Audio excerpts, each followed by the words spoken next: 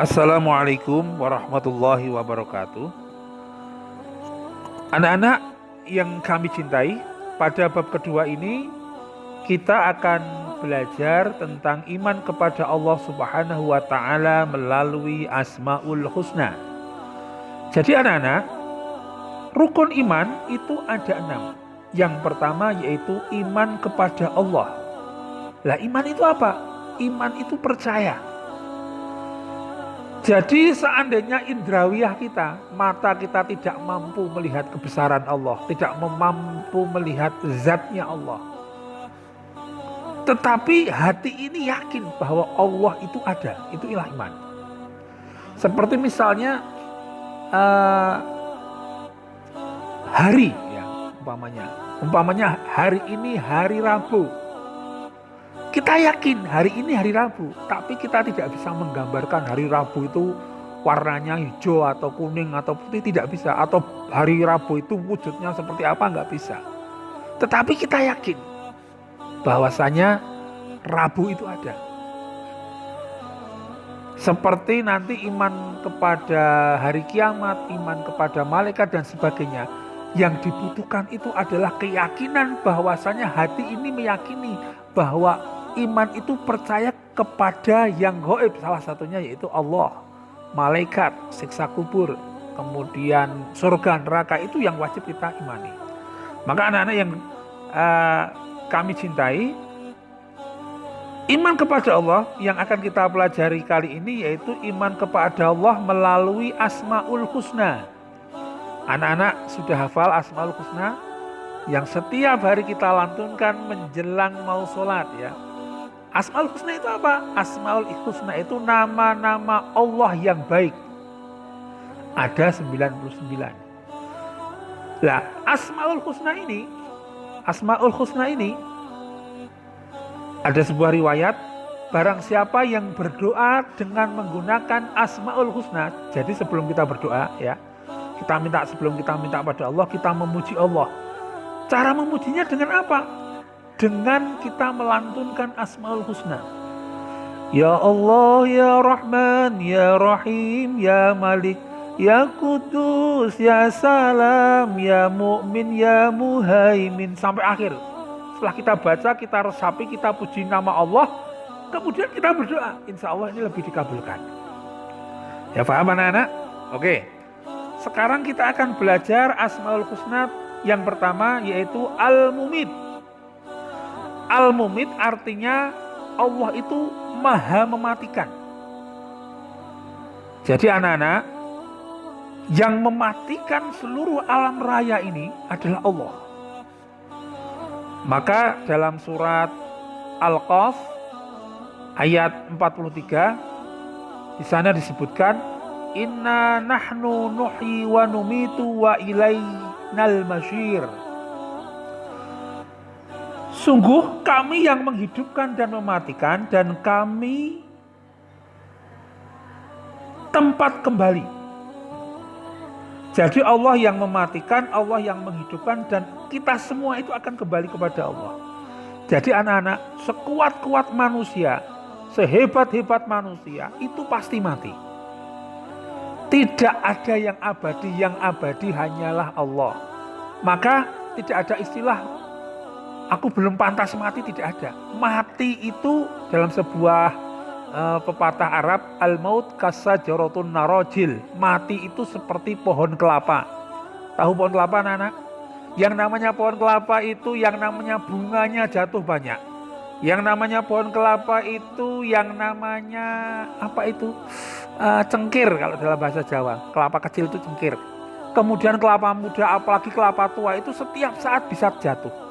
Maka tidak ada istilah aku masih muda, matiku masih lama, tidak ada. Yang namanya kematian itu semuanya pantas. Anak-anak mati juga pantas. Orang muda, anak muda mati juga pantas. Kemudian orang tua mati juga pantas. Tidak ada jaminan orang yang sakit cepat mati.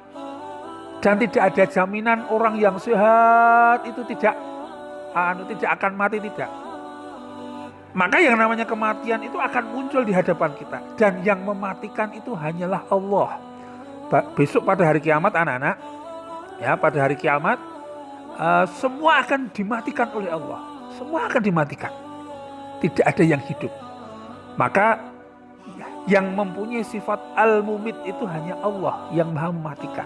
Lah, dari pelajaran iman kepada Allah, kita belajar iman kepada Allah dari sifat al-mumit ini, yang bisa kita ambil kesimpulan, kita ambil pelajaran yang berharga, bahwasanya kita ini akan mati dan kita harus mempersiapkan kematian. Ya, kita mempersiapkan kematian. Dengan mempersiapkan kematian ini apa efeknya? Kita lebih berhati-hati agar tidak melakukan sesuatu yang dilarang oleh Allah. Karena apa? Bekal kematian itu adalah amal kebaikan kita, bukan harta benda kita, bukan kekayaan kita, bukan keluarga kita yang terkenal, yang yang terhormat, tidak. Tapi bekal kematian itu adalah amal kebaikan kita. Kemudian yang kedua, Al-Hayyu. Artinya apa? Anak-anak, Al-Hayyu itu berarti Allah yang maha hidup. Merupakan salah satu nama Allah, Al-Hayyu itu. Ini terdapat dalam surat Al-Baqarah ayat 255. Kalau anak-anak hafal ayat kursi ya, yaitu dalam Al-Baqarah itu ada kata-kata Al-Hayyu. Allahu la ilaha illa huwal hayyul qayyum. Yang artinya Allah Subhanahu wa taala tidak ada Tuhan selain Dia yang maha hidup, yang terus-menerus mengurus makhluknya. Quran surat Al-Baqarah ayat 255. Jadi yang maha hidup itu hanya Allah. Ini kebalikan tadi Al-Mumit ya. Yang mematikan itu Allah, kemudian yang maha hidup itu juga Allah.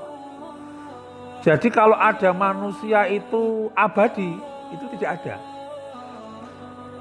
Ada manusia yang mempunyai pemikiran aku akan hidup selama-lamanya, tidak ada.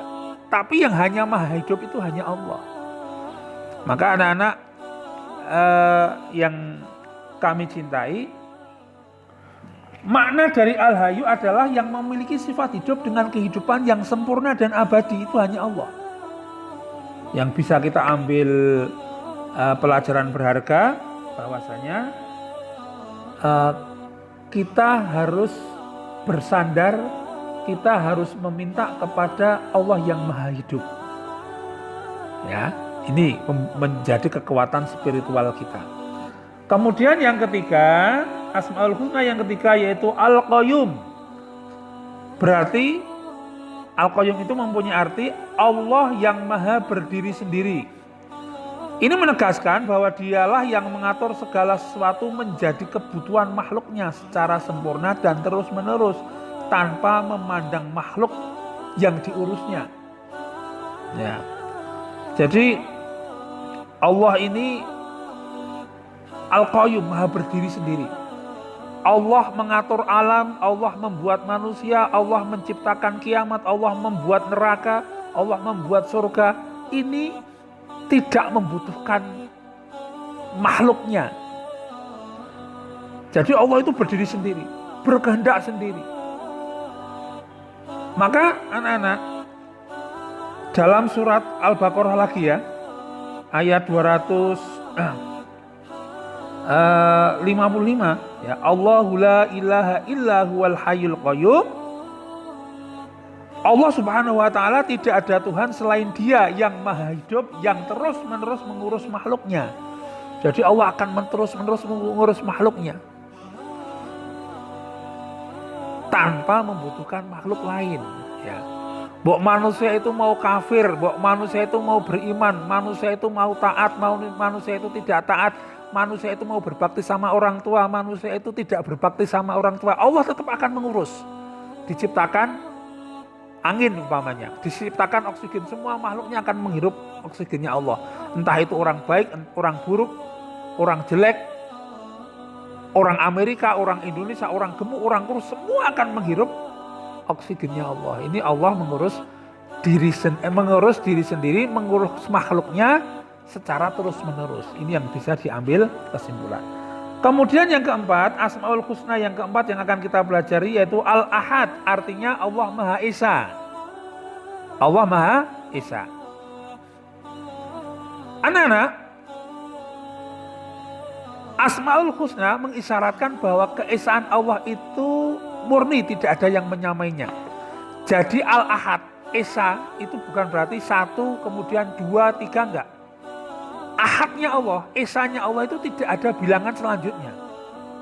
Faham? Misalnya dalam surat Al-Ikhlas, Qul huwallahu ahad, Allahus samad, lam yalid walam yulad, walam yakul lahu kufuwan ahad.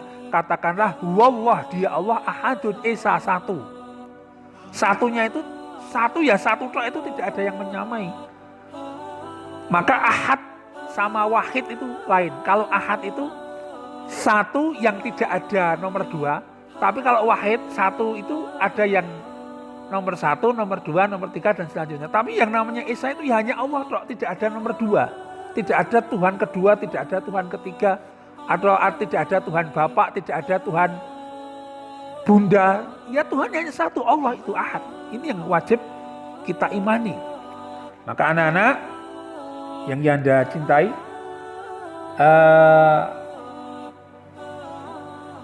untuk muhasabah ya, muhasabah, rangkuman ya. Beriman kepada Allah itu wajib karena Allah Subhanahu wa taala menciptakan semuanya. Mengimani Allah Subhanahu wa taala bisa dengan berbagai cara. Salah satunya adalah dengan mengetahui Asmaul Husna. Ya, jumlahnya tahu 99.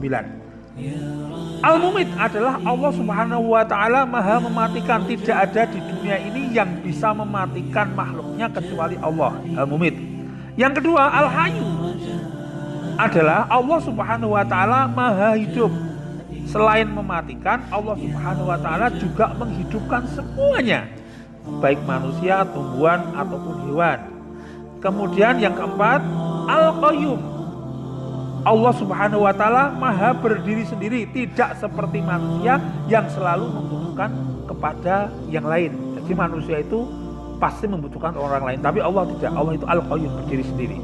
Kemudian Al-Ahad adalah Allah Maha Esa, berbeda dengan makhluk yang berpasangan. Allah Subhanahu wa taala Maha Esa, tidak beranak dan tidak pula diperanakan. Itu dalam surat Al-Ikhlas yang telah tadi sudah kami bacakan. Jadi anak-anak ini yang bisa kita ambil, iman kepada Allah lewat Asmaul Husna, lewat Al-Mumit, Al-Hayyu dan Al-Qayyum, kemudian Al-Had.